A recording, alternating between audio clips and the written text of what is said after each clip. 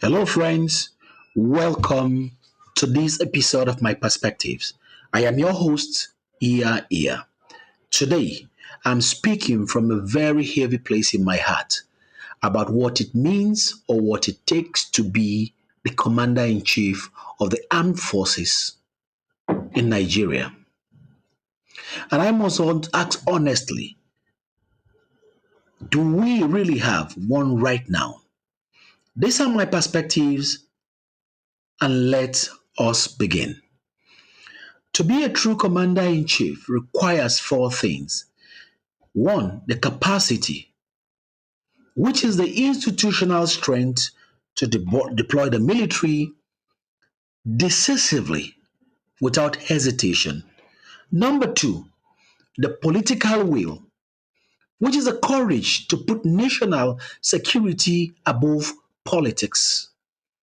Number three, which is the leadership requisite, which means taking responsibility and making hard decisions by setting the right tone for the entire country and the armed forces to follow suit. And number four, non bias, which is the aspect where you lead a national vision, not a political or a partisan or an ethno religious favoritism. Friends, without these, the title of the commander in chief becomes hollow, a badge without the burden.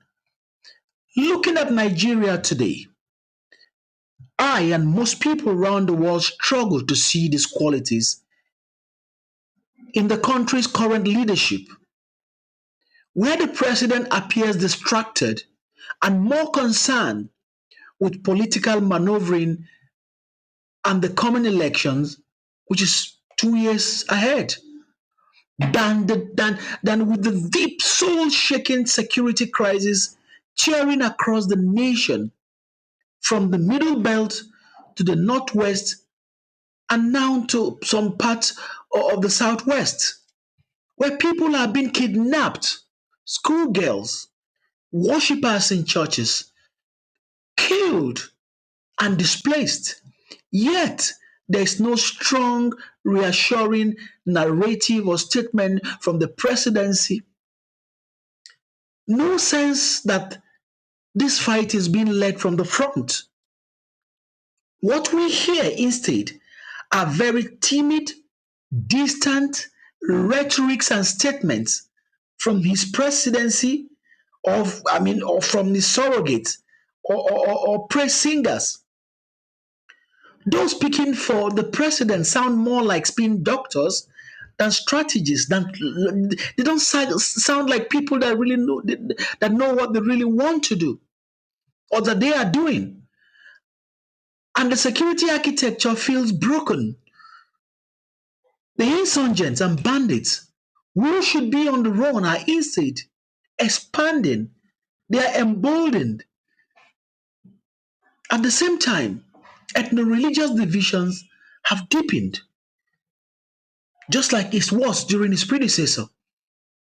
And leadership appears selective and only energizing regions in some regions and absent in others.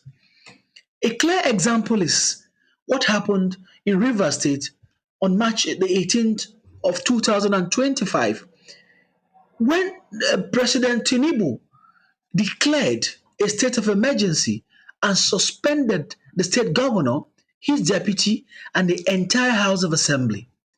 Many and civil groups called his action unconstitutional, and they argued that the president overstepped his reach and boundary, especially explaining Section 305, which does not grant him any power to remove elected officials.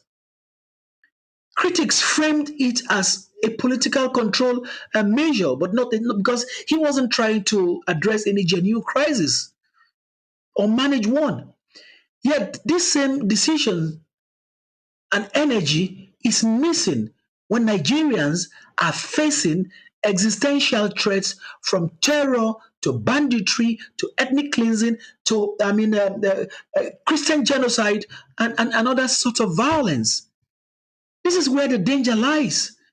When political calculations outweighs national interests, a commander in chief who acts quickly for political crisis but slowly for human crisis creates a distrust.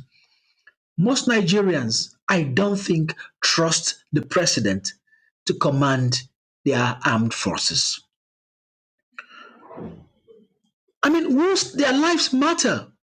And these are the same Nigerians whose safety counts.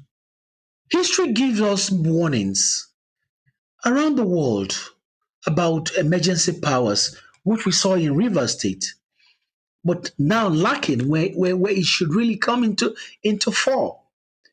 From Indira Gandhi's emergency rule in India to Musharraf's perverse Musharraf's rule, emergency rule in Pakistan, and similar cases elsewhere. When leaders use security powers to strengthen political power and interest instead of protecting people, where democracy then becomes a casualty.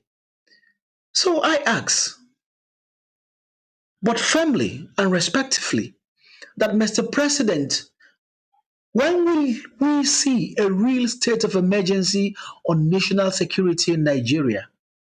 When will protection of citizens become your priority? Because if the title commander in chief is to mean anything, it must be backed by decisions, it must be inclusive, and it has to be a courageous action, not cherry picking and playing politics with the lives of Nigerians. And if those in leadership, from the presidency to the National Assembly, cannot rise to meet this moment, if they cannot place the nation above political ambition, then perhaps the only honorable thing to do or the path to take is to step aside respectfully. Because a leader who cannot protect his people is a leader in name alone. Friends, Nigeria do not have a commander in chief because no one is chiefly commanding well. Thank you for listening, dear friends. If this message resonates with you, share these perspectives of mine with those around you because Nigeria needs accountability. Nigeria needs clarity. Nigeria needs genuine leadership now more than ever. Until next time, this is Iyah, standing with you always and trying my best to speak the truth too. Thanks for listening and bye for now.